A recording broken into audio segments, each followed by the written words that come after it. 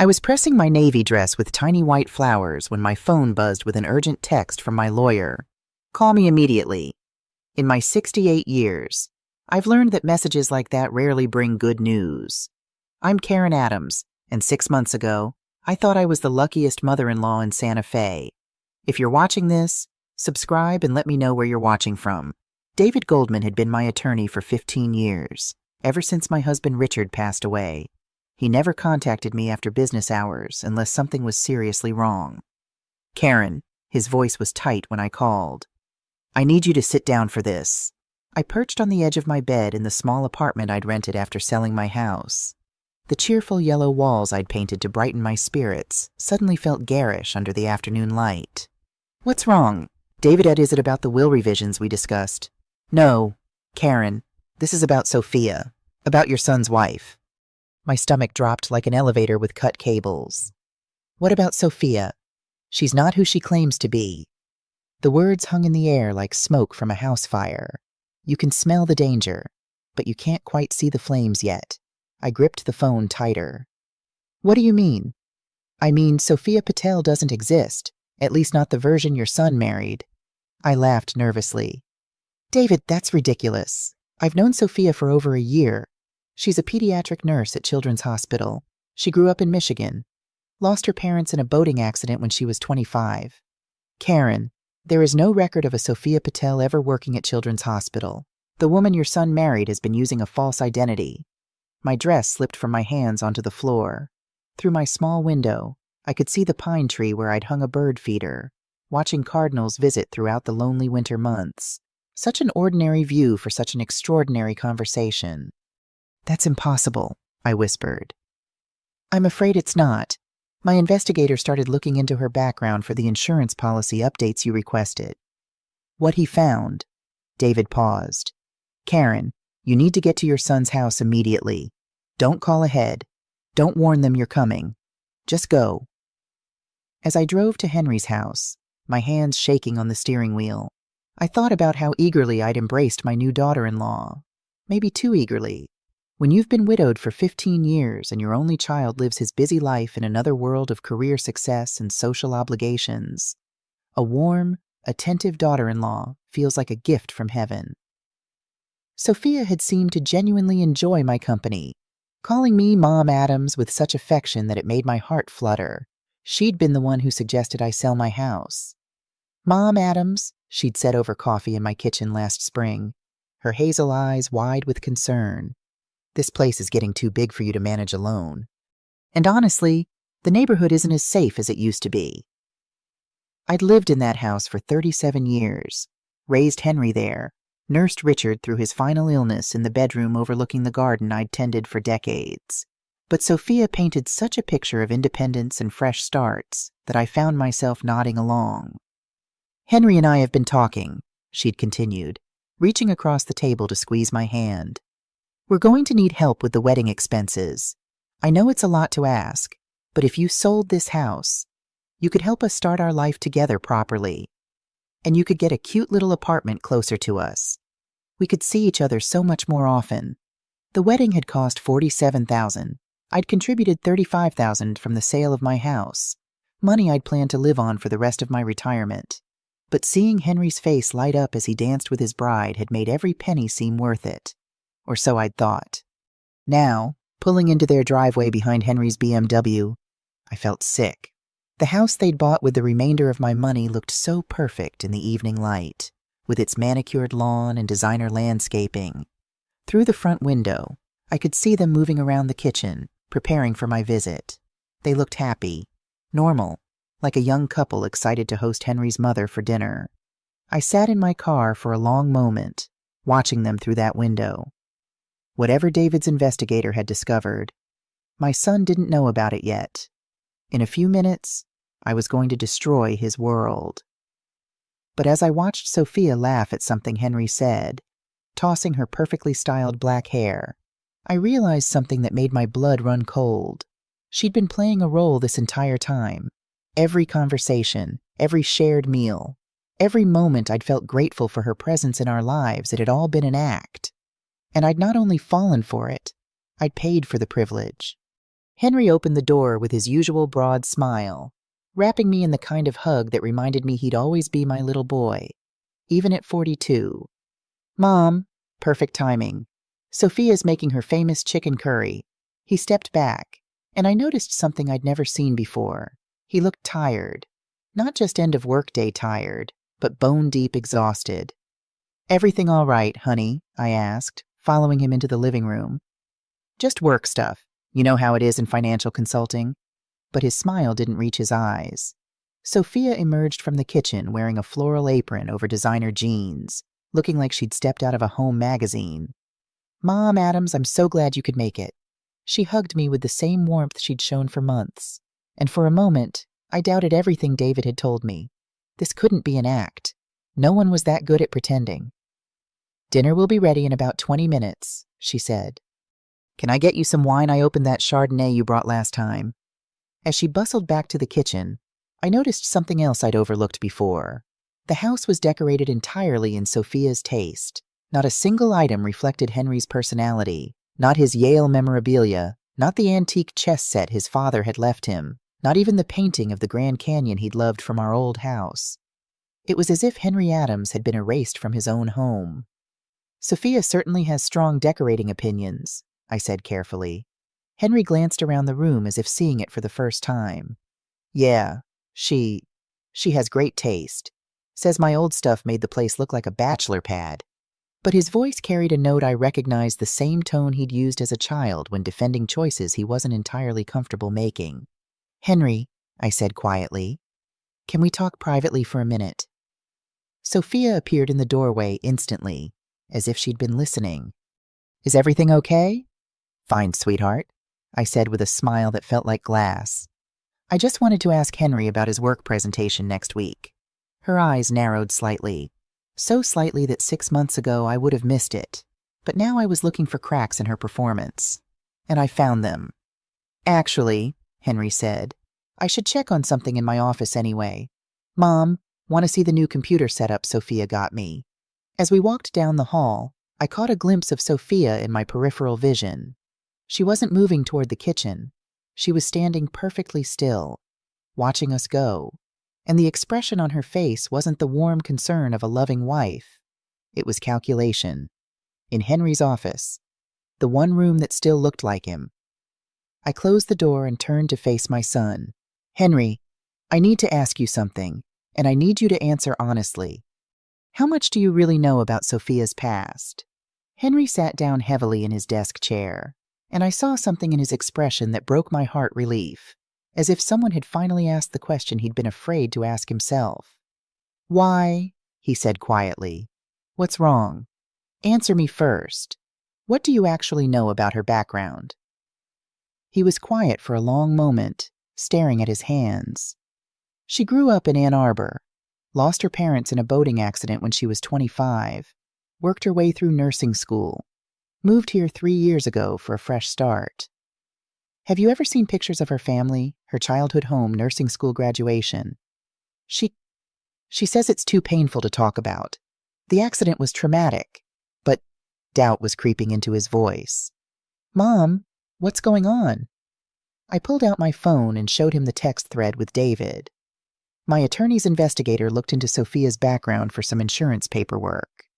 Henry, there's no record of a Sophia Patel ever working at Children's Hospital. The color drained from his face. That's impossible.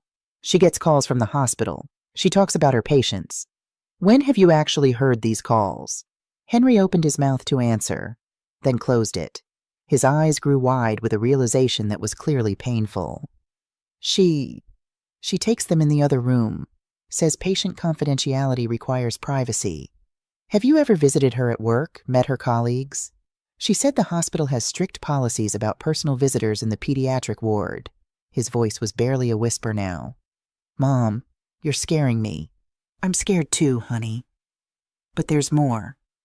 Before I could continue, we heard the kitchen timer go off, followed by Sophia's cheerful call, Dinner's ready. Henry looked at me with eyes that reminded me of the 8-year-old boy who'd come to me when the neighborhood bullies made him doubt himself. What do I do? We go eat dinner, I said. And we act normal while I figure out how to tell you the rest.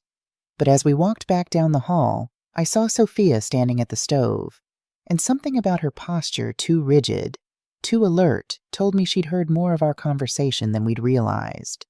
The dining room table was set with the good china, my good china actually, that I'd given them as a wedding gift. Sophia had prepared a beautiful meal, everything perfect down to the cloth napkins and fresh flowers. "This looks wonderful, dear," I said, taking my seat. "I wanted everything to be special," Sophia replied, but her smile seemed forced now. "Henry has been so stressed with work lately. I thought a nice family dinner might help." As we began eating, I watched my daughter-in-law carefully every gesture, every expression, every word choice, looking for the woman David's investigator had discovered underneath the performance. And slowly, I began to see her. "Oh, Mom Adams," Sophia said, cutting her chicken with surgical precision. "How are you settling into your new apartment? I hope you don't regret selling the house." There was something in her tone too casual, too pointed, that made my nerves sharpen. "Actually, I've been wondering about that," I said carefully. "It's been almost a year since I sold it, and I realize I never got a clear picture of where all that money went." Henry looked up from his plate. "What do you mean?" "Well, you said the wedding cost $47,000, and I contributed $35,000, but I gave you $50,000 total. What happened to the other 15? Silence fell over the table like a heavy blanket. Henry frowned, clearly doing mental math, while Sophia's fork paused halfway to her mouth. There were additional expenses," Sophia said finally. "The honeymoon, some house improvements, my student loan payments." "Your student loan payments?" I kept my voice light, conversational. "I thought you said you worked your way through nursing school." Another pause. I had to take some loans for the final year. My savings ran out." But Henry was staring at her now with growing confusion. "Sophia, you never mentioned student loans. When we applied for the mortgage, you said you had no debt." I watched the careful mask slip from her face for just a moment, long enough to see the flash of panic underneath. Then it was back in place, but not quite as perfectly as before. "I was embarrassed about the debt," she said, reaching for Henry's hand. "You were doing so well financially, and I didn't want you to think less of me." "But where are the loan statements?" Henry pressed. "I handle all our finances now. I've never seen any student loan payments going out." Sophia pulled her hand away and stood up abruptly. "I need to check on dessert." She disappeared into the kitchen, leaving Henry and me alone with the weight of unanswered questions. "Mom," Henry whispered, "what else did your investigator find?" I pulled out the folder David had given me and set it on the table between us. "Her real name is Samantha Desai. She's 34, not 38 like she told you. She was married twice before both marriages ended when her husbands discovered she'd been systematically draining their bank accounts." Henry stared at the documents as if they were written in a foreign language. "This can't be right. The woman you married is a professional con artist, Henry. She targets successful, recently single men. She studies them, becomes exactly who they need her to be, marries them quickly, and then begins the financial extraction." From the kitchen came the sound of running water and cabinet doors opening and closing, normal dinner cleanup sounds. But I couldn't shake the feeling that Sophia or Samantha was listening to every word. "The $15,000 from my house money," I continued quietly. "She didn't use it for student loans or house improvements. She sent it to an account in Phoenix where her sister lives. Her sister who supposedly died in that boating accident with their parents." Henry was shaking his head slowly, like a man trying to wake up from a nightmare. "But she loves me. I know she loves me. Honey, she's very good at her job." The kitchen had gone suspiciously quiet. Henry noticed too, his head turning toward the doorway. "Sophia, everything okay in there?" No response. I felt a chill run down my spine. "Henry, where does she keep her purse?" "On the counter by the door. Why?" We both stood at the same time, moving quickly but quietly toward the kitchen. It was empty. The back door stood slightly ajar, and a cool evening breeze was stirring the curtains. "Her purse is gone," Henry said, his voice hollow. I walked to the door and looked out into their backyard. At the far end, near the fence, I could see a figure moving quickly through the shadows. "She's running," I said. Henry rushed to the front window. "Her car is still here. She probably has another one parked nearby. Henry, listen to me carefully. We need to call David immediately, and then we need to call the police." But Henry was staring at the dining room table where Sophia's phone lay next to her abandoned plate. She left her phone. I picked it up. It was locked with a complex pattern.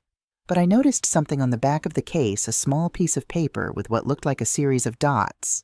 I tried the pattern, and to my surprise, the phone unlocked. "She had a backup unlock pattern hidden on the case," I said, showing Henry. "Clever, but not clever enough." The call history was mostly empty, but the text messages told a different story.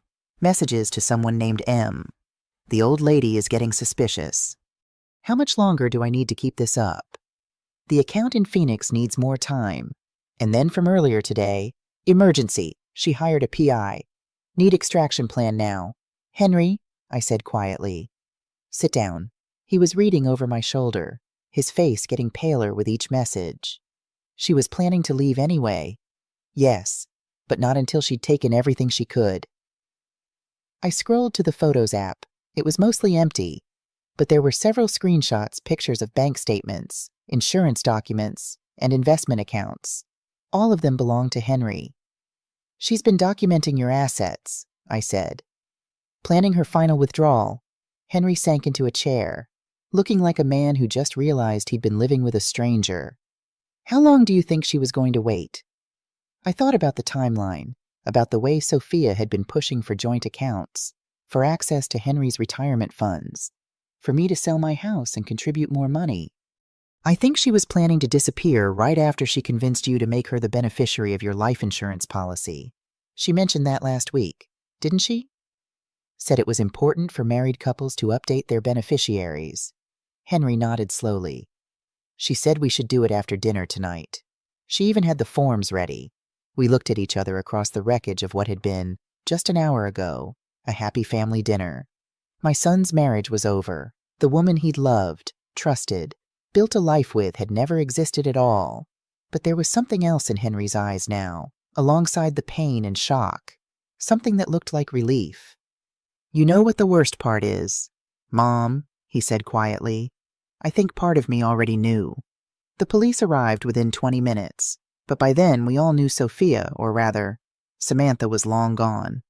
Detective Elena Ramirez, a sharp-eyed woman about my age, listened to our story with the weary expression of someone who'd seen this particular tragedy before. "Ma'am," she said to me after examining Sophia's abandoned phone, "you probably saved your son from losing everything he owns. These marriage fraudsters typically escalate quickly once they have legal access to assets." Henry was sitting at his kitchen island, staring at the insurance forms Sophia had prepared for him to sign. "She was so insistent we do this tonight," he murmured. "Said it was romantic to make each other beneficiaries." "Romantic," I repeated dryly. "Nothing says I love you like $1 million life insurance policy." Detective Ramirez almost smiled at that. "Mrs. Adams, I'm going to need you to work with our financial crimes unit. Your attorney's investigation gives us a significant head start, but we need to trace all the money movements and identify other potential victims." "Other victims," the phrase hit me like cold water. "How many others do you think there are?" Henry asked. "Based on the pattern your mother's investigator uncovered, possibly dozens. Samantha Desai has been operating this scheme for at least 8 years across 5 different states." I felt sick thinking about other mothers who'd given their life savings to help their son's happiness, only to watch it disappear into the pockets of a professional predator. Other men like Henry who'd been manipulated into believing they'd found true love. "Detective," I said, "what are the chances we'll get the money back?" "Honestly, slim. These operations are designed to move money quickly through multiple accounts and jurisdictions, but we might be able to prevent her from victimizing others." After the police left, Henry and I sat in his living room, surrounded by the remnants of Samantha's deception. Her coffee mug still sat on the side table, lipstick stain perfectly preserved, her sweater draped over the back of the couch as if she'd just stepped out for a moment. "I have to ask you something, Mom," Henry said quietly, "and I need you to be honest with me. I braced myself. Did you ever like her? Really like her? Or did something always feel off? I thought carefully before answering. The truth was complicated. I wanted to like her so much that I ignored my instincts, I said finally. There were little things that bothered me, but I told myself I was being an overprotective mother-in-law. The way she never had stories from childhood that included specific details, how she always deflected when I asked about her nursing school friends. The fact that in all the months I knew her, not one person from her past ever called or visited. Henry nodded slowly. She said she preferred to live in the present rather than dwell on the past. I thought it was healthy, progressive. It was careful, I corrected. And we both mistook careful for admirable. My phone rang. David's name appeared on the screen. The investigator found something else, David said without preamble. Can you and Henry come to my office first thing tomorrow morning? What kind of something else? The kind that's going to make you very angry. The next morning, David's office felt different. Instead of the usual calm atmosphere of legal consultations, there was an energy that reminded me of a war room. Papers covered every surface, and a man I didn't recognize sat at the conference table with a laptop and several manila folders. Karen, Henry, this is Detective Jason Brooks from the Multi-State Financial Crimes Task Force. Detective Brooks stood to shake our hands. He was younger than I'd expected, maybe 45, with the kind of focused intensity that made you pay attention. Mrs. Adams, your decision to investigate Sophia Patel may have broken open the largest marriage fraud operation we've seen in the past decade. He opened one of the folders and spread out photographs, driver's licenses, wedding photos, and what looked like surveillance images. All featured the same woman, but with different hair colors, different names, different men beside her. Samantha Desai, alias Sophia Patel, alias Sarah Davis, alias Sandra Pierce. Detective Brooks continued. 4 different identities that we know of, possibly more. 23 confirmed victims across Arizona, Colorado, Utah, Nevada, and now New Mexico. Henry stared at a wedding photo showing Sophia or Samantha or whoever she really was in a white dress, smiling radiantly next to a man who wasn't him. How long has she been doing this? Our earliest confirmed case dates back 10 years, but we suspect she's been refining this operation much longer. I studied the faces in the photographs. The victims, not Samantha. They all had something in common: middle-aged professional men, most of them recently divorced or widowed. All of them with that slightly desperate look of people who'd given up on finding love and then stumbled into what seemed like a miracle. What's her total take? I asked. Detective Brooks consulted his notes. Conservative estimate, $3.4 million. The number hung in the air like a physical presence. Henry made a sound somewhere between a gasp and a groan. But here's what's interesting, the detective continued. In every previous case, she disappeared within 6 to 8 months of marriage. With your son, she stayed for almost a year. That suggests something different about this operation. Different how? I asked, though I was beginning to suspect I knew the answer. She was building something bigger. The other victims lost their savings, their homes, sometimes their retirement accounts, but none of them had a wealthy mother who could be manipulated into contributing additional funds. The room went very quiet. I felt Henry's eyes on me, but I kept staring at the photographs spread across the table. You're saying I was the long-term target, I said finally. Henry was just the entry point. That's our working theory. Everything about the timeline supports it. She met Henry right after his promotion was announced in the Business Journal. She researched his family, learned about your husband's life insurance payout, your property value, your close relationship with your son. I thought about all those conversations where Sophia had gently probed about my finances, my plans for retirement, my thoughts about leaving Henry an inheritance versus enjoying my money while I was alive. I thought she was being thoughtful. Instead, she'd been calculating. So what now? Henry asked. Detective Brooks leaned forward. Now we set a trap. Absolutely not, Henry said immediately. I won't let my mother become bait for this woman. It's not your choice, I said calmly, surprising myself with how steady my voice sounded. It's mine. We were still in David's office, but the atmosphere had shifted from information gathering to strategy planning.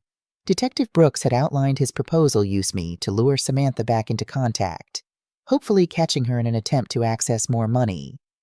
"Mrs. Adams, I understand your son's concerns," the detective said. "This isn't without risk, but Samantha's pattern suggests she won't be able to resist coming back for what she sees as unfinished business." "What makes you so sure she'll contact my mother?" Henry asked. David pulled out another file. "Because according to the investigator's financial analysis, she never got access to the main prize." "Karen, show him your bank statements." I'd brought my financial records as requested, though I wasn't sure why they mattered now. Henry looked at the numbers and frowned. "Mom, this shows you still have over $300,000 in savings and investments. I thought the house sale money was most of what you had." "I let you think that because I didn't want you to feel guilty about accepting my help," I said. "But your father's life insurance and our retirement savings were substantial. The house money was extra." Detective Brooks nodded. "Samantha spent months setting up the perfect scenario to access these funds. She's not going to walk away from $300,000 without trying again." "But she knows we discovered her deception," Henry protested. "Does she?" I asked, thinking it through. "She ran when she overheard us talking, but she doesn't know how much we learned or what evidence we found. For all she knows, we just had suspicions."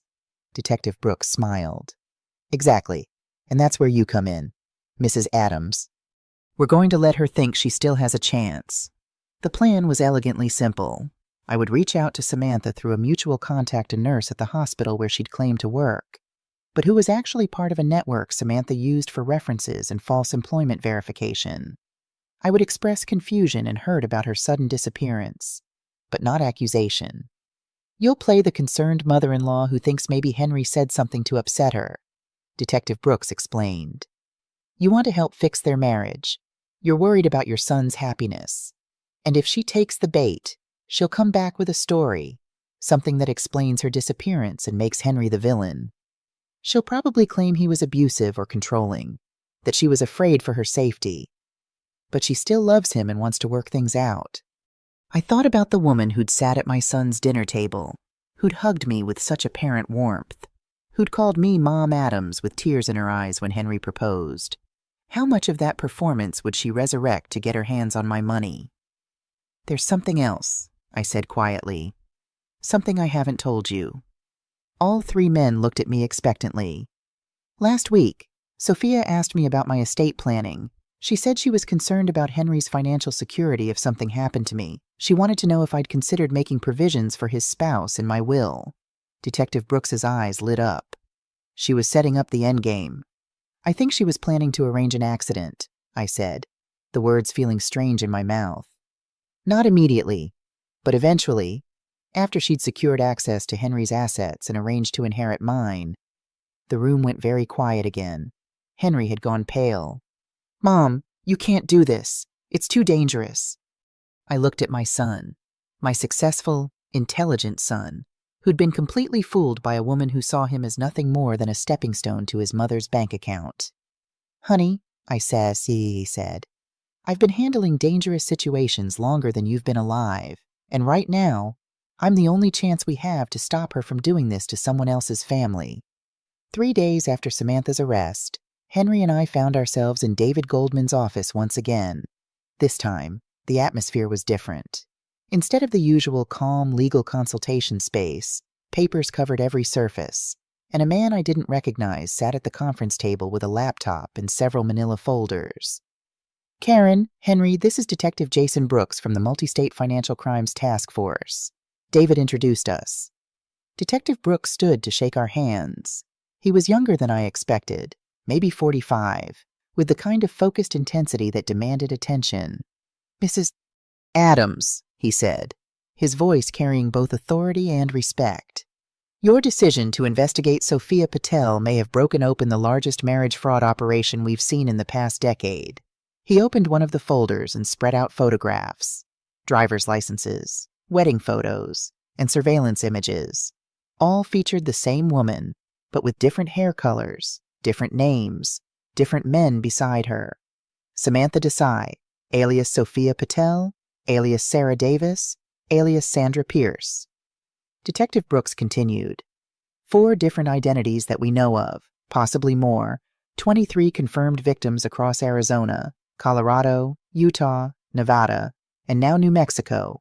Henry stared at a wedding photo showing Sophia or Samantha in a white dress, smiling radiantly next to a man who wasn't him. The pain in his eyes made my heart ache. "How long has she been doing this?" he asked, his voice barely above a whisper.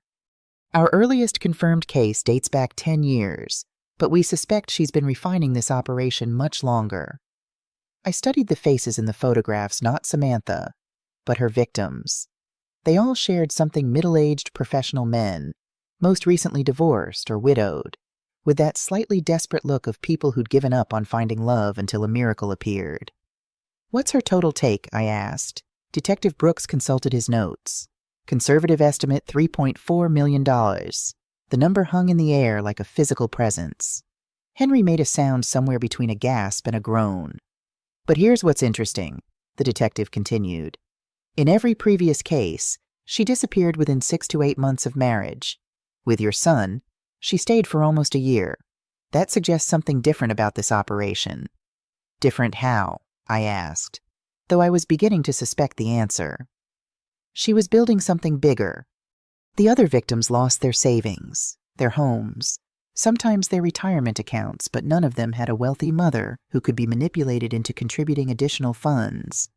The room went very quiet. I felt Henry's eyes on me, but I kept staring at the photographs spread across the table. "You're saying I was the long-term target," I said finally. "Henry was just the entry point. That's our working theory. Everything about the timeline supports it. She met Henry right after his promotion was announced in the Business Journal. She researched his family, learned about your husband's life insurance payout, your property value, your close relationship with your son." I thought about all those conversations where Sophia had gently probed about my finances, my plans for retirement, my thoughts about leaving Henry an inheritance versus enjoying my money while I was alive. I'd thought she was being thoughtful. Instead, she'd been calculating. "So what now?" Henry asked. Detective Brooks leaned forward. "Now we set a trap." "Absolutely not," Henry said immediately. "I won't let my mother become bait for this woman." "It's not your choice," I said calmly, surprising myself with how steady my voice sounded. "It's mine." The atmosphere shifted from information gathering to strategy planning. Detective Brooks outlined his proposal used me to lure Samantha back into contact, hopefully catching her attempting to access more money. "Mrs. Adams, I understand your son's concerns," the detective said. "This isn't without risk, but Samantha's pattern suggests she won't be able to resist coming back for what she sees as unfinished business. What makes you so sure she'll contact my mother?" Henry asked. David pulled out another file. "Because according to the investigator's financial analysis, she never got access to the main prize. Karen, show him your bank statements." I'd brought my financial records as requested, though I wasn't sure why they mattered now. Henry looked at the numbers and frowned. "Mom, this shows you still have over $300,000 in savings and investments. I thought the house sale money was most of what you had. I let you think that because I didn't want you to feel guilty about accepting my help," I said. "But your father's life insurance and our retirement savings were substantial. The house money was extra." Detective Brooks nodded. "Samantha spent months setting up the perfect scenario to access these funds. She's not going to walk away from $300,000 without trying again." "But she knows we discovered her deception," Henry protested. "Does she?" I asked, thinking it through. "She ran when she overheard us talking, but she doesn't know how much we learned or what evidence we found. For all she knows, we just had suspicions." Detective Brooks smiled. "Exactly. And that's where you come in, Mrs. Adams. We're going to let her think she still has a chance." The plan was elegantly simple. I would reach out to Samantha through a mutual contact and nurse at the hospital where she'd claimed to work, but who was actually part of a network Samantha used for references and false employment verification. I would express confusion and hurt about her sudden disappearance, but not accusation. "You'll play the concerned mother-in-law who thinks maybe Henry said something to upset her," Detective Brooks explained. "You want to help fix their marriage. You're worried about your son's happiness. And if she takes the bait, She'll come back with a story, something that explains her disappearance and makes Henry the villain. She'll probably claim he was abusive or controlling, that she was afraid for her safety, but she still loves him and wants to work things out. I thought about the woman who'd sat at my son's dinner table, who'd hugged me with such apparent warmth, who'd called me Mom Adams with tears in her eyes when Henry proposed. How much of that performance would she resurrect to get her hands on my money? "There's something else," I said quietly. "Something I haven't told you." All three men looked at me expectantly. "Last week, Sophia asked me about my estate planning. She said she was concerned about Henry's financial security if something happened to me. She wanted to know if I'd considered making provisions for his spouse in my will." Detective Brooks's eyes lit up. She was setting up the endgame. "I think she was planning to arrange an accident," I said, the words feeling strange in my mouth. "Not immediately, but eventually. After she'd secured access to Henry's assets and arranged to inherit mine." The room went very quiet again. Henry had gone pale. "Mom, you can't do this. It's too dangerous." I looked at my son, my successful, intelligent son, who'd been completely fooled by a woman who saw him as nothing more than a stepping stone to his mother's bank account. "Honey," I said, "I've been handling dangerous situations longer than you've been alive, and right now, I'm the only chance we have to stop her from doing this to someone else's family." Our strategy took shape over the next few days. We crafted a message that I sent through Priya Sharma, a nurse who we now knew was Samantha's accomplice at the hospital. The message was simple. I was worried about Sophia. I missed her, and I wanted to understand what had gone wrong. The response came less than 24 hours later. Sophia, using her real phone this time, texted that she was safe but frightened. Henry had become jealous and controlling. She still loved him, but needed space. Could we meet to talk? I agreed, suggesting a public place, a coffee shop in downtown Santa Fe, and Detective Brooks and his team would be there, disguised as customers and staff, recording everything. "Remember," Brooks coached me the morning of the meeting, "she's expecting you to be vulnerable and confused. She'll try to manipulate your maternal instincts, make you feel like you're helping your son by helping her." "I understand," I said. "I'll be appropriately concerned and gullible." Henry looked worried. "Mom, are you sure about this?" "Absolutely," I said, squeezing his hand. "It's time someone turned the tables on her." The coffee shop was busy when I arrived, exactly as planned. I took a table near the window, where the surveillance cameras would have a clear view. At exactly 2 p.m., she walked in. She looked different, darker hair, less makeup, clothes that suggested struggle rather than success, but the calculating eyes were the same. "Mom Adams," she said, approaching my table with tears already forming. "Thank you so much for agreeing to see me." I stood and hugged her the way a loving mother-in-law would, while internally marveling at her audacity. "Of course, sweetheart, I've been so worried about you." She sat down across from me, and I found myself studying her face with new eyes. Now that I knew what to look for, I could see the performance in every expression, the slight delay before each emotional response as she decided what reaction would serve her best. "I don't know where to start," she said, dabbing at her eyes with a tissue. "Everything happened so fast. Henry he changed. He became suspicious of everything I did, every phone call, every friend. He started accusing me of things, saying I was lying about my past." "What kind of things?" I asked gently. "He said I'd never worked at the hospital, which is ridiculous. He called them pretending to be someone else, asking about me. But of course, they couldn't give out information about employees to random callers. When they wouldn't confirm my employment, he decided that meant I'd been lying." I nodded sympathetically. "That does sound like a misunderstanding." "And then he found some old photos on my phone from before we met. Pictures with a friend's husband at a group dinner. And he became convinced I'd been married before." He wouldn't listen when I tried to explain. The lies flowed so smoothly, each one designed to cast Henry as paranoid and unreasonable, while positioning her as the victim of his unfounded suspicions. If I hadn't known the truth, I might have believed her. "Sophia," I said carefully, "Henry showed me some documents, bank records and things. He seemed to think there were financial irregularities. For just a moment, her composure slipped. I saw a flash of cold calculation before the tears returned. "That's the worst part," she said. "He's convinced I took money from your house sale. Mom Adams, I would never. I love this family. You've been like a real mother to me." She reached across the table and took my hand, and I had to resist the urge to pull away. "I know, sweetheart," I said. "But Henry seems very sure about what he found. Maybe if you could just explain the bank transfers. Show him where the money went." "What bank transfers?" she asked, but her grip on my hand had tightened. "The $15,000 that went to Phoenix," I said quietly. "He thinks you sent it to someone there." Samantha went very still. When she looked up at me again, all pretense had disappeared from her eyes.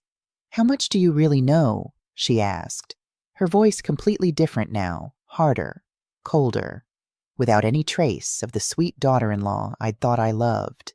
I smiled at her, and for the first time in this entire ordeal, I felt genuinely powerful. "Everything, Samantha," I said, she said. "We know everything." The transformation was remarkable to watch. In the space of seconds, Samantha Desai shed every trace of the vulnerable, heartbroken young wife and revealed herself as the predator she'd always been. "You have no idea what you're dealing with," she said, her voice low and dangerous. "That money is gone, and there's nothing you can do to get it back." "Actually," I said, "there's quite a lot we can do." I gestured slightly, and Detective Brooks materialized at our table as if he'd been invisible until that moment. 2 other officers appeared at the exits. "Samantha Desai, you're under arrest for fraud, identity theft, and conspiracy to commit financial elder abuse." She didn't struggle as they cuffed her, but the look she gave me was pure venom. "This isn't over. You can't prove half of what you think you know." "We don't need to prove half," Detective Brooks said pleasantly. "We only need to prove enough." As they led her away, I felt a strange mixture of satisfaction and sadness. Satisfaction because justice was finally being served not just for Henry and me, but for all the other families she destroyed. Sadness because I genuinely liked the person I thought she was, even if that person had never existed. Henry appeared at my side as the police car pulled away. "Are you okay, Mom?" "I'm fine," I said, and realized I meant it. Better than fine, actually. "What happens now? Now we rebuild," I said, "and we do it honestly this time." 2 days after the arrest, Detective Brooks called us in for a briefing. The evidence they'd recovered from Samantha's apartment was damning detailed files on all her victims, including Henry and me. "She had quite a dossier on you, Mrs. Adams," Brooks said, showing me a folder with my photo paper clipped to the front. Inside were notes about my financial status, my daily routines, even my medical history. "How did she get all this?" I asked, disturbed by the invasion of privacy. "Some of it from Henry's home office, some from public records, and some—" He hesitated. "From your trash?" "My trash. It's called dumpster diving. It's a common tactic among identity thieves and fraudsters. They go through your discarded mail, bills, medical records, anything that can give them insight into your life and finances." I felt violated in a way I hadn't expected. The idea that someone had been sifting through my garbage, piecing together the details of my life, made my skin crawl. "There's something else," Brooks continued, his expression growing more serious. "We found evidence that Samantha wasn't working alone." He pulled out another photograph, a woman who looked remarkably like Samantha, but with subtle differences. Same bone structure, same dark eyes, but sharper features, a more severe expression. "This is Andrea Desai, Samantha's twin sister." "Twin sister." Henry looked stunned. "But she told me she was an only child." "That's because Andrea plays the role of the dead sister in these scams," Brooks explained. "When Samantha needs to move money, she sends it to her supposedly deceased sister in Phoenix, who then launders it through their network."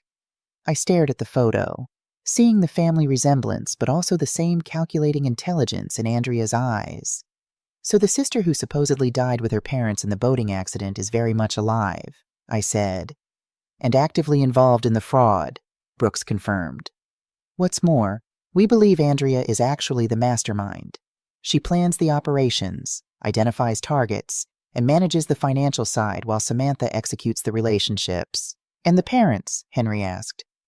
Very much alive and living comfortably in Scottsdale. They appear to be uninvolved, but we're investigating. I thought about the elaborate fiction Samantha had created, the tragic orphan who'd overcome adversity through hard work and determination. The perfect story to disarm suspicion and inspire sympathy. There's something else, Brooks said, his voice dropping. We found evidence that Samantha was researching poisons, specifically substances that mimic natural causes of death in older adults. The room went silent. Henry's hand found mine under the table and squeezed. You think she was planning to... He couldn't finish the sentence. We believe she was considering all options for accessing Mrs. Adams' assets, Brooks said carefully. Which brings me to why I called you here today. He pulled out another file. Andrea is still out there, and based on the communications we've recovered from Samantha's devices, she's angry about her sister's arrest. Angry enough to seek revenge? I asked. Possibly, but more likely, she'll try to salvage the operation. You're still a viable target. Mrs. Adams, $300,000 is a significant prize. Henry leaned forward. So what's the plan? Police protection for my mother? Actually, Brooks said, we'd like to use this situation to our advantage. With your permission, Mrs. Adams, we'd like to set a trap for Andrea. Using me as bait again, I savagely said. If you're willing, we believe Andrea will attempt to make contact, perhaps posing as someone else. If we can catch her in the act, we can shut down their entire operation. Henry started to protest, but I raised my hand to stop him. What would I need to do? Go about your normal life, but with our team monitoring you. Make it known that you're planning to liquidate some investments. Perhaps you're buying a new home or making a significant purchase. Something that would entice Andrea to make a move. I considered the proposal. The thought of being targeted again was unsettling, but the possibility of stopping these women from hurting other families was compelling. I'll do it, I said, but on one condition. Name it, Brooks replied. I want to be involved in the planning. I'm not just a passive participant this time. If I'm going to be bait, I want to help design the trap. Brooks smiled. Mrs. Adams, I was hoping you'd say that. Over the next week, we developed our strategy. I would begin visiting banks and investment firms, making inquiries about liquidating my accounts. I would mention to the nurse at my doctor's office, who we now knew was part of the Desai network, that I was planning to buy a condo in a retirement community in Florida. The story would be that Henry and I had a falling out over Sophia's disappearance, and I was moving away to start fresh. The key, Brooks explained during our final planning session, is to make Andrea believe you're vulnerable and isolated.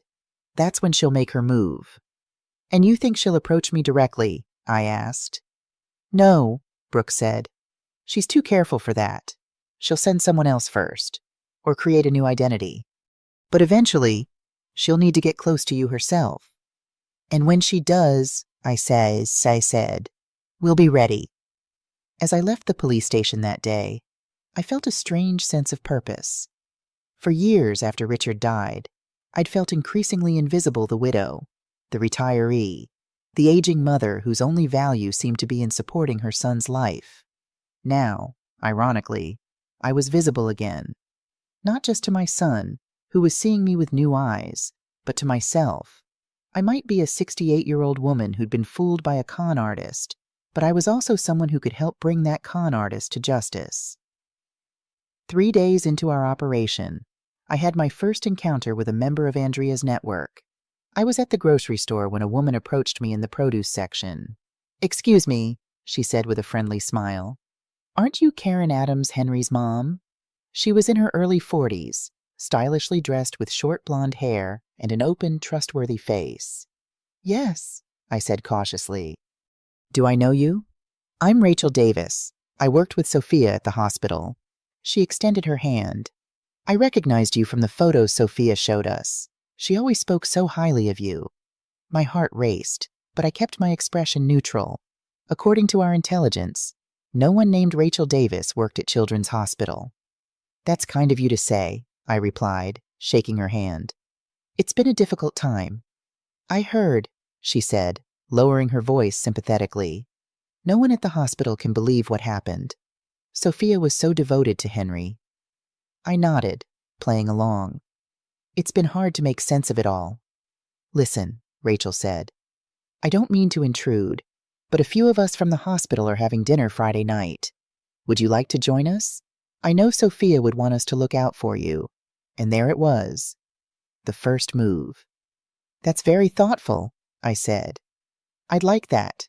We exchanged numbers, and Rachel promised to text me the details.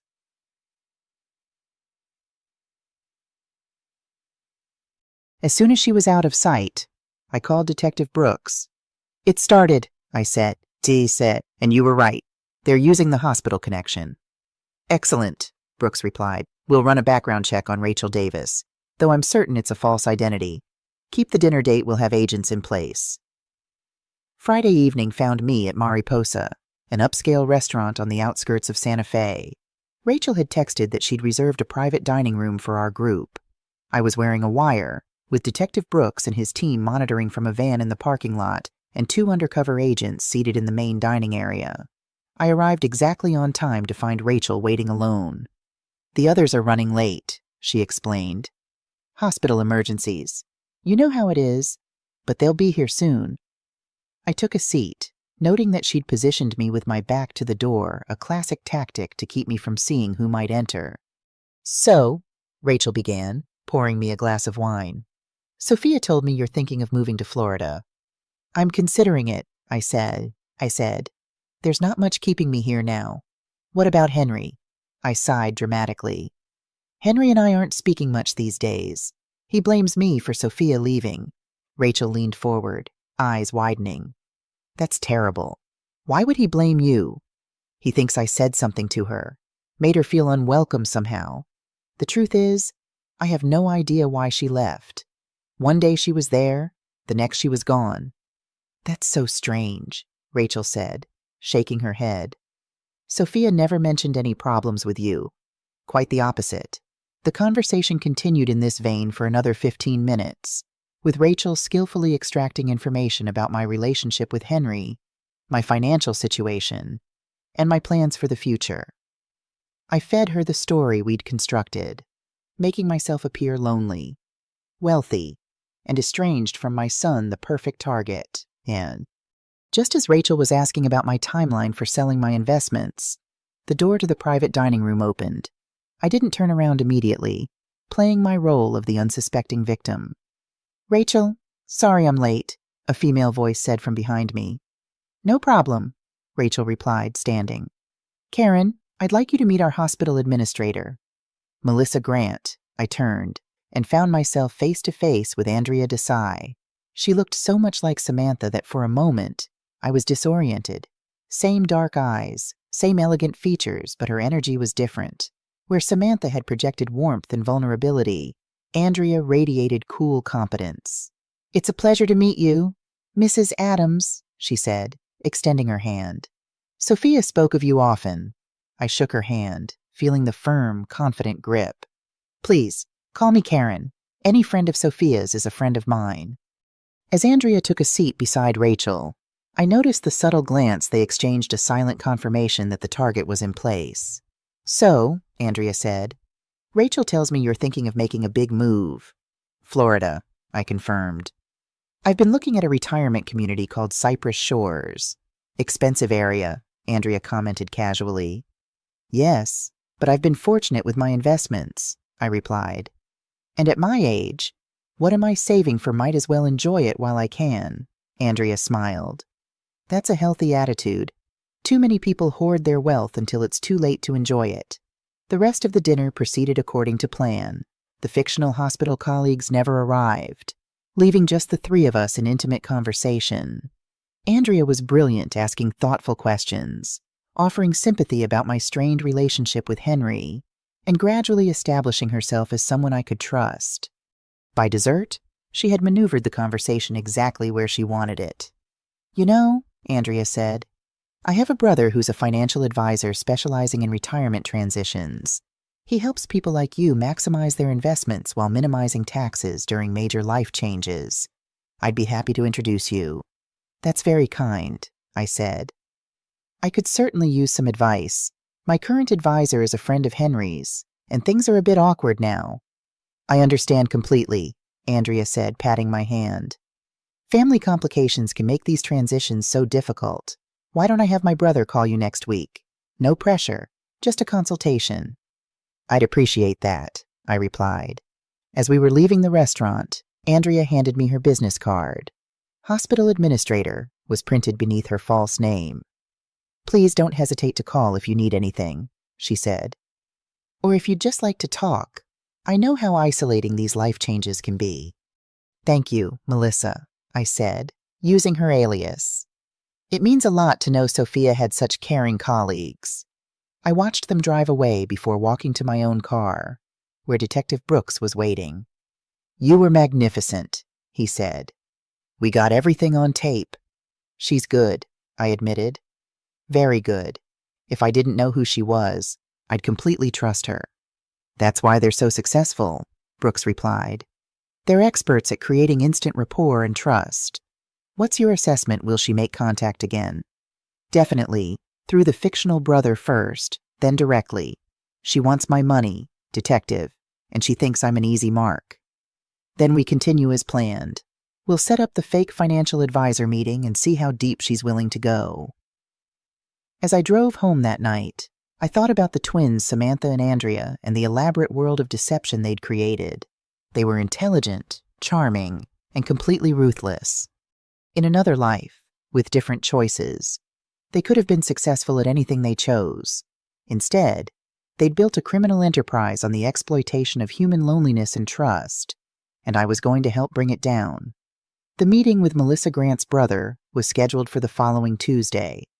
Detective Brooks and his team spent the weekend setting up an elaborate sting operation. They created a fake financial advisor's office in a downtown business complex, complete with convincing signage, professional-looking brochures, and undercover officers posing as staff. We've identified the man you'll be meeting, Brooks told me during our final briefing. His real name is Marcus Winters. He's been part of the Desai network for at least 5 years, posing as various professionals' attorney, accountant, insurance agent, whatever the situation requires. And his role in this scenario, I asked. He'll establish himself as a legitimate financial advisor, gain your trust, then suggest estate planning changes that will ultimately benefit Andrea. We expect him to recommend her under her Melissa Grant, alias as a potential trustee or executor, making it easier for her to access my assets, I said. Exactly. He'll also likely try to get you to sign documents authorizing transfers or changes to your accounts. Don't worry, nothing you sign in that office will be legally binding. We've made sure of that. Henry sat beside me, his face tight with concern. He'd been supportive but anxious throughout this process, torn between wanting justice and fearing for my safety. Mom, I still don't like this, he said. These people were willing to poison Sophia's previous victims. What if they try something similar with you? That's why we'll have surveillance at all times, Brooks assured him. Mrs. Adams will never be truly alone with any of them. I patted Henry's hand. I'll be fine, honey. I've become quite good at this spy business. You know. He didn't smile. Just promise me you'll be careful. I promise. The fake office of James Grant Financial Advisor was impressively convincing.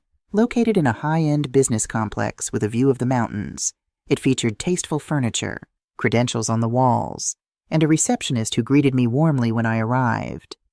Mrs. Adams, welcome. Mr. Grant is expecting you. Can I offer you some coffee or tea while you wait?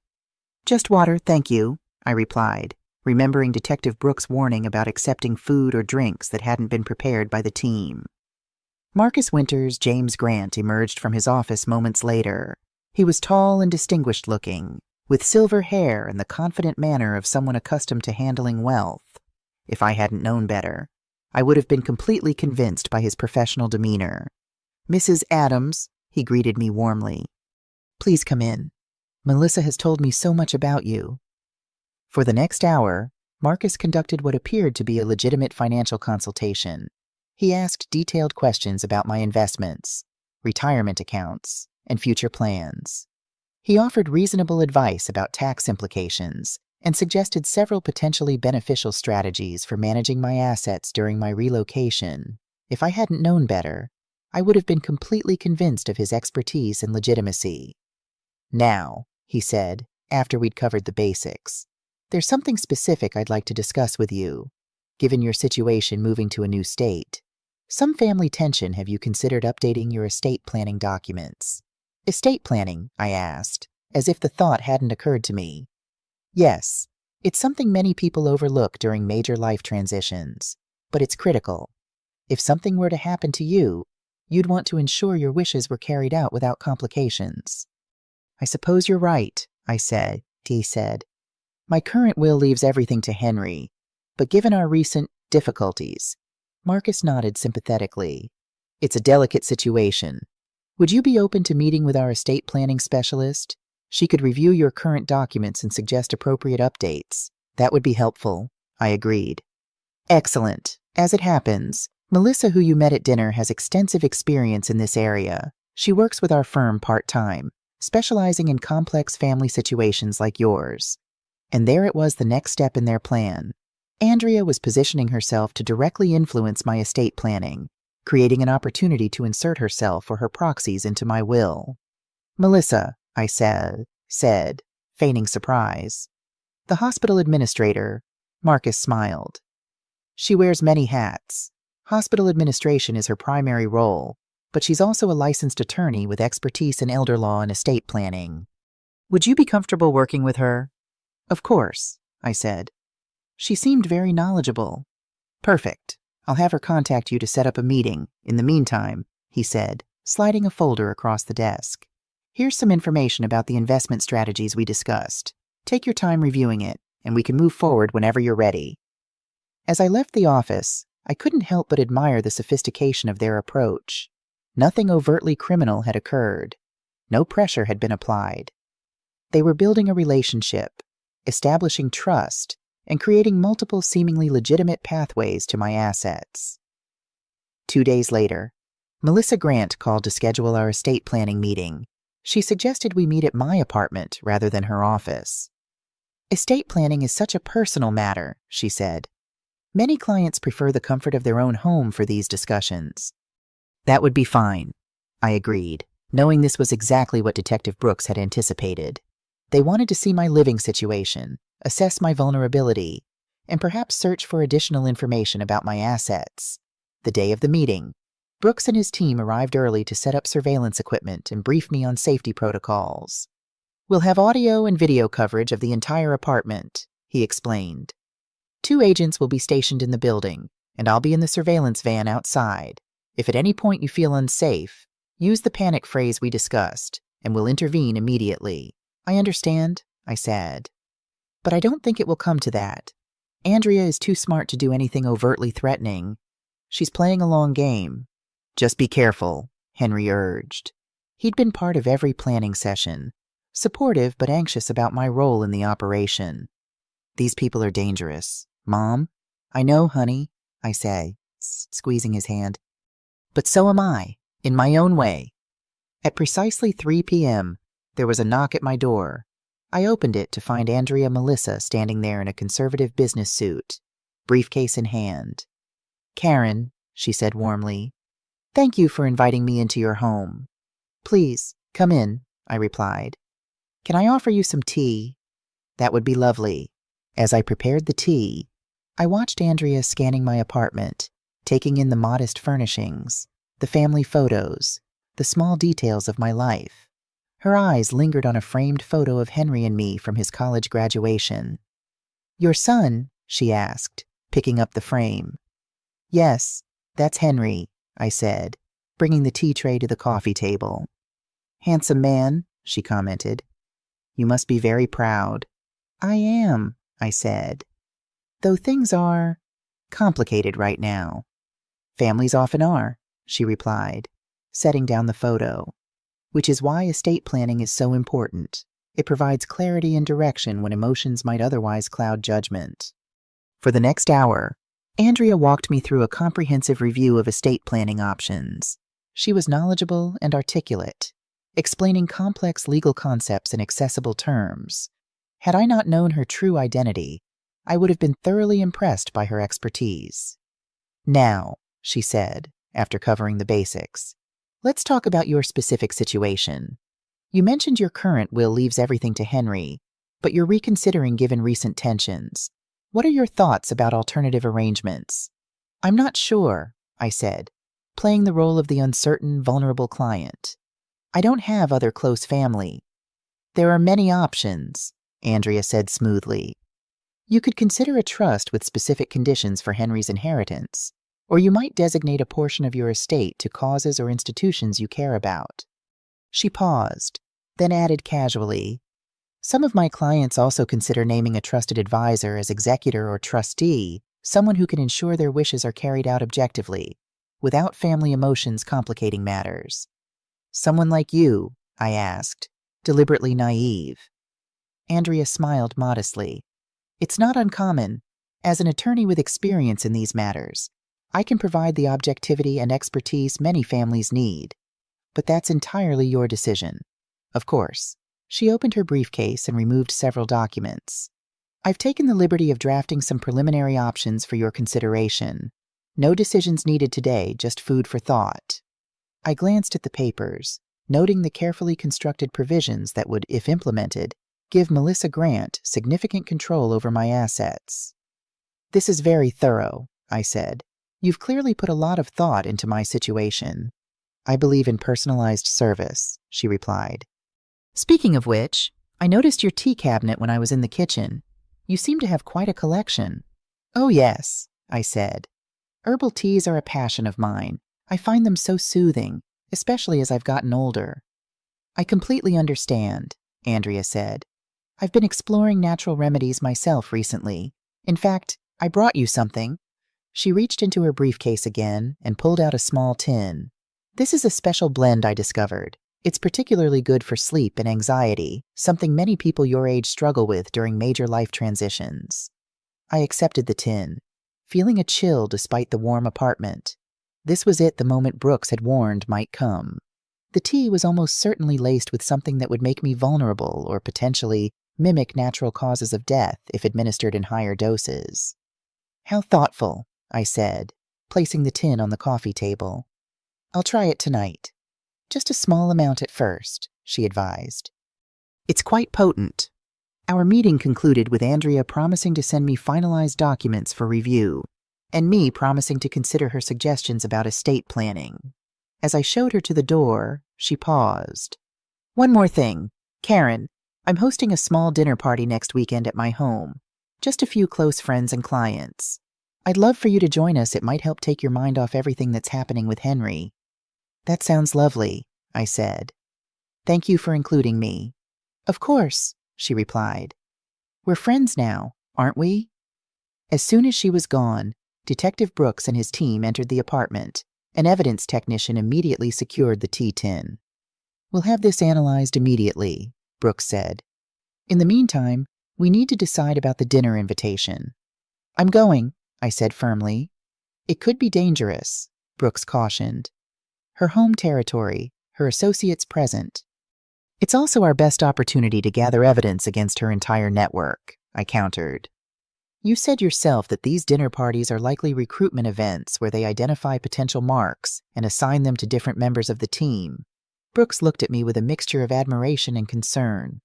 "You understand, Mrs. Daddams, that if you attend this dinner, you'll be walking into the lion's den." I thought about Henry, about the other victims whose lives had been shattered by the Desai twins, about the careful, calculated way Andrea had tried to poison me in my own home. "Detective," I said, "sometimes the only way to catch a lion is to enter its den. Just make sure your team is ready when I do." The analysis of the tea confirmed our suspicions.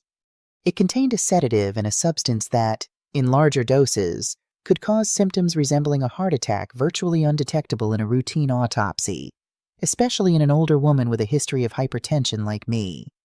"She's escalating faster than we anticipated," Brooks said during our next briefing. "This suggests she's feeling pressure, perhaps due to Samantha's arrest and the potential exposure of their operation." "Or she sees me as particularly vulnerable," I suggested. "A lonely old woman estranged from her only family member. with a significant fortune and no one watching out for her interests. Either way, the dinner party is our opportunity to gather definitive evidence. We'll have agents posing as waitstaff, and we'll equip you with both audio and video recording devices. Henry, who had been quiet during most of the meeting, finally spoke up. This is getting too dangerous. Mom, these people were planning to poison you. What if they try something at the dinner? They won't, Brooks assured him. Not with other guests present. Their method is to build trust slowly, to establish a pattern of regular contact before they make their final move. Besides, I added, I'll be careful about what I eat and drink. And your father always said I had the constitution of an ox. Henry didn't smile. Dad would have hated this. You know, putting yourself at risk like this. Your father would have wanted justice, I said softly. Just like I do. The dinner party was scheduled for Saturday evening at Andrea's home, a Spanish-style villa in the foothills outside Santa Fe. The location itself spoke volumes about the success of their criminal enterprise expansive grounds. Panoramic views. A level of luxury that would impress potential victims and reinforce the image of legitimate wealth and success. Detective Brooks and his team spent days preparing for the operation. They established surveillance positions around the property, created backstories for the undercover agents who would pose as serving staff, and equipped me with a designer necklace containing a sophisticated recording device. Remember, Brooks said as his technician adjusted the necklace, if at any point you feel you're in danger, use the panic phrase. We'll have the house surrounded, and we can be inside within 30 seconds. I'll be fine, I assured him. I'm starting to enjoy this secret agent business. Just don't enjoy it too much, he warned. These people are professionals, and they're dangerous. So am I replied. They just don't know it yet. Andrea's home was even more impressive up close. As I drove through the security gates, I could see the villa perched on a hill, its adobe walls glowing gold in the evening light. A valet took my car, and I followed the path to the front door, where Andrea greeted me with a warm embrace. Karen, I'm so glad you could make it, she said, ushering me inside. Come, let me introduce you to everyone. The interior was stunning, soaring ceilings, museum-quality artwork, furnishings that spoke of wealth and taste. About a dozen guests mingled in the great room, drinks in hand, engaged in what appeared to be pleasant conversation. Andrea led me through the crowd, introducing me to each person, a retired surgeon and his wife, a widow who had recently moved to Santa Fe from Chicago, a divorced executive who had just sold his technology company. I recognized the pattern immediately, all potential targets, all with significant assets, all in some state of transition or vulnerability. And this, Andrea said, bringing me to a distinguished-looking man in his 60s, is Judge Richard Harmon. Richard, this is Karen Adams, the one I told you about. The judge took my hand, his grip firm and confident. A pleasure to meet you, Karen. Melissa speaks very highly of you. All good things, I hope, I replied with a smile. Only the best, he assured me. She tells me you're considering a move to Florida. Yes, I'm looking at a retirement community there. Cypress Shores, he asked. I have a winter home near there. Lovely area. And so it went. Throughout the cocktail hour, I was passed from guest to guest, each conversation seemingly casual but subtly probing my financial situation, my relationship with my son, my plans for the future. I played my role, sharing just enough vulnerability to be believable, just enough financial information to be enticing. Dinner was served in a formal dining room with a view of the mountains. I was seated between the judge and Marcus Winter's James Grant, who greeted me like an old friend. Karen, wonderful to see you again. Have you had a chance to review those documents I sent over? I've glanced at them, I said. There's a lot to consider. No rush, he assured me. These decisions shouldn't be made hastily. The meal was exquisite multiple courses of gourmet food, paired with expensive wines. I was careful to eat only what everyone else was eating and to barely sip my wine, mindful of Detective Brooks' warnings. As the evening progressed, I noticed a pattern in the seating arrangements and conversations. Each vulnerable guest, the widow, the divorced executive. Myself was positioned between two members of the Desai network. We were being assessed, our weaknesses identified, our potential value calculated. After dinner, Andrea invited us to the terrace for coffee and dessert. The night was clear, the view spectacular, with the lights of Santa Fe twinkling in the distance. She skillfully divided the group, guiding me and the judge to a secluded corner. "Richard has been such a help to me in understanding the legal system here in New Mexico," she said. "I thought you two might have some interesting conversations about estate planning." "Melissa mentioned you're concerned about your current arrangements," the judge said once Andrea had moved away.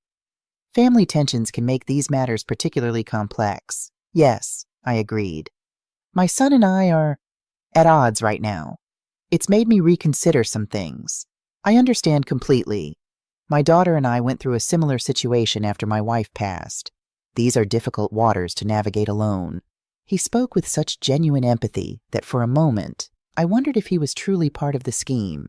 Could he be an innocent participant? Another potential victim? But then he continued. "Melissa has been invaluable in helping me restructure my estate. She has a remarkable ability to anticipate problems and create solutions. She does seem very capable," I said carefully. "More than capable," he said, lowering his voice. "Between us, I've appointed her as my executor." My daughter was furious. "Of course, but Melissa will ensure my wishes are respected without emotional complications." And there it was confirmation that the judge was either complicit or another victim, further along in the process than I was pretending to be. "That's an interesting idea," I said. "I've been wondering if I should consider something similar." "I would highly recommend it. In fact," he said, reaching into his jacket pocket, "I brought something for you. Melissa mentioned you might be interested." He handed me a business card. "Harold Wilson, attorney at law, best estate planning attorney in the Southwest. He works closely with Melissa on complex situations like yours." I accepted the card, noting the name was likely another alias, another member of the network. "Thank you," I said. "I'll give him a call." "Do that," the judge said, patting my hand. "The sooner these matters are settled, the better. At our age, one never knows what tomorrow might bring." The thinly veiled threat was not lost on me. As the evening wound down, Andrea found me again. "I hope you've enjoyed yourself, Karen." "Very much," I assured her. "You have a beautiful home and fascinating friends." "I'm glad. I was hoping we might have a chance for a private chat before you leave. Would you mind staying a bit after the others go?" My pulse quickened. This was it, the opportunity we'd been waiting for. "Of course," I said. "I'd like that." I watched as Andrea smoothly managed the departures of her other guests, making each feel special and valued. The judge gave me a meaningful look as he left, a silent reminder to call the attorney whose card I'd tucked into my purse. Finally, only Andrea and I remained. She led me to a smaller, more intimate sitting room and poured us each a brandy from a crystal decanter. "I don't usually indulge," I said, accepting the glass but not drinking. "Special occasions call for special treats," she replied. "And I consider this a special occasion, the beginning of what I hope will be a valuable friendship." She sat across from me, studying me with those calculating eyes so similar to her sister's. "Karen, I'm going to be direct with you. I believe I can help you secure your future in a way that protects your assets and ensures your wishes are respected." "That sounds wonderful," I said. "But I'm not sure what you mean exactly." "I mean that I've observed your situation closely. You're a woman of means with an estranged son who may not have your best interests at heart. You're contemplating a significant life change, moving to a new state where you'll have no established support system." She leaned forward. "These are vulnerable circumstances, especially for someone your age." "I suppose they are," I admitted. "I'd like to propose an arrangement," she continued. "A professional relationship that would provide you with protection and peace of mind." "What kind of arrangement?" "I would serve as your financial and legal representative. I would manage your assets, oversee your relocation, and ensure that your estate planning reflects your true wishes." "That's very generous," I said. "But why would you do this for me?" "We've only just met." Andrea smiled, a calculated expression that never reached her eyes. "Let's just say I have a special interest in helping women like you, women who have been undervalued by their families. And what would you expect in return? A standard management fee, of course. And perhaps, she paused, perhaps you might consider including me in your estate planning, not as a primary beneficiary, naturally, but as a trustee or executor, someone who would ensure your wishes were carried out after you're gone. I nodded slowly, as if considering the idea. And this would involve changing my current will, the one that names Henry as my heir. Not necessarily changing the main beneficiary, she said carefully, but adding provisions, protections. If you were to become incapacitated, for instance, who would make decisions on your behalf?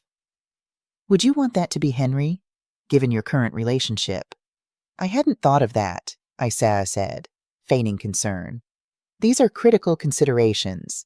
Karen, life is unpredictable, especially as we age. She reached for her briefcase and removed a folder. I've taken the liberty of drafting some documents for your consideration, a durable power of attorney, a healthcare directive, and a codicil to your will that would name me as executor. That's very thorough, I said, accepting the folder but not opening it. I'll need time to review these. Of course, she said, but I would encourage you not to wait too long. These protections are most valuable when they're in place before they're needed. I placed the folder in my purse, next to the attorney's card the judge had given me. I'll give it serious thought. Excellent. Andrea stood, indicating our meeting was concluding. I have a good feeling about this. Karen, I think we're going to be very important to each other. As she walked me to the door, she added casually, by the way, how did you enjoy the tea blend I gave you? Oh, I said, momentarily caught off guard. I haven't had a chance to try it yet. Her expression flickered briefly disappointment, perhaps, or suspicion. You should. It's quite transformative. I'll do that, I promised, wondering if she expected me to be already under the influence of whatever she had laced it with. At the door, she embraced me again, holding on slightly longer than was comfortable. Drive safely, Karen. And remember, you're not alone anymore. I'm here to help you. Thank you, Melissa, I said. For everything. As I drove away from the villa, I released a breath I hadn't realized I was holding. The necklace recorder had captured every word, every subtle threat. Combined with the doctored tea and the suspicious legal documents, we had enough evidence to move against Andrea and her network. I called Detective Brooks from my car. It's done. She made her pitch, complete with power of attorney documents and not-so-subtle references to the drugged tea. Excellent work, Mrs. Adams, he replied. We have everything on tape. Return to the rendezvous point immediately. We're moving in now. As I reached the designated meeting spot, I could see police vehicles speeding toward Andrea's villa, lights flashing but sirens silent. Within minutes, Brooks called again. We've got her, he said. And based on the documents we found in her office, we'll be making additional arrests tonight, including Judge Harmon and at least 4 others. The judge, too, I asked, surprised despite everything I'd seen. He's been working with them for years, using his position to approve fraudulent guardianships and estate transfers. The corruption runs deep. Mrs. Adams. I thought about all the victims who had trusted these people, who had been manipulated, exploited, and in some cases, possibly murdered. What happens now? I asked. Now we build our case. Your testimony will be crucial, but the evidence we've gathered tonight should be enough to put Andrea away for a very long time. Her sister, too. I felt a profound sense of closure, knowing that the Desai twins would no longer be able to prey on vulnerable people like me, like us. But there was also sadness for what might have been. Such intelligence, such charisma, wasted on deception and exploitation. You've done something remarkable, Mrs. Adams, Brooks said, interrupting my thoughts. You've helped us dismantle one of the most sophisticated elder fraud operations we've ever encountered. You should be proud. I am, I said simply. But right now, I just want to go home to my son. 6 months later, I stood in the courtroom as the judge, a real one this time, delivered the sentences for Andrea and Samantha Desai. The trial had been lengthy and complex, with evidence presented from cases spanning a decade in multiple states. The defendants have shown a pattern of deliberate, calculated exploitation of vulnerable individuals, the judge said. They have demonstrated no remorse for their actions, which have caused immeasurable financial and emotional harm to dozens of victims. He sentenced each sister to 25 years in federal prison, with additional state charges pending in Arizona and Colorado. As the bailiff led them away, Andrea turned to look at me one last time. The cold calculation was gone from her eyes, replaced by something else, not remorse. Exactly, but perhaps recognition. Recognition that she had finally encountered someone she couldn't manipulate or control. Outside the courthouse, Henry put his arm around my shoulders. "It's over, Mom. Really over." "Yes," I agreed. "Now we can focus on rebuilding." And rebuild we did. With the help of Detective Brooks and the Financial Crimes Unit, we were able to recover about 70% of the money Samantha had stolen from us, far more than most victims ever see returned. I used part of it to buy a new home smaller than the one I'd sold, but chosen by me, for me. Not because someone else had convinced me I needed it. Henry helped me move in, and for the first time in years, I felt our relationship had found solid footing again. "You know," he said one evening as we sat on my new patio, watching the sunset, "I never really thanked you." "For what?" "For saving me from her, from them. I was completely blind, completely fooled." "We both were," I reminded him. "She was very good at what she did. But you figured it out. You were stronger than I was." I took his hand. "Different, not stronger. We each have our gifts, Henry. Mine apparently include a talent for amateur detective work." He laughed, a sound I hadn't heard enough of lately. "You were amazing. Mom, Dad would have been so proud."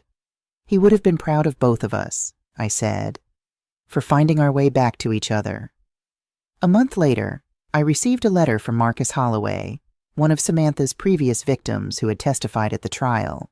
He thanked me for my role in bringing the sisters to justice and shared how the experience had affected him. Knowing I wasn't alone, that others had been through the same thing, helped me stop blaming myself. He wrote, "You gave all of us our dignity back." His words stayed with me, prompting an idea that grew into a mission. With Detective Brooks' guidance, I established a foundation to educate older adults about financial fraud and exploitation. We created workshops, speaking engagements, and support groups for victims.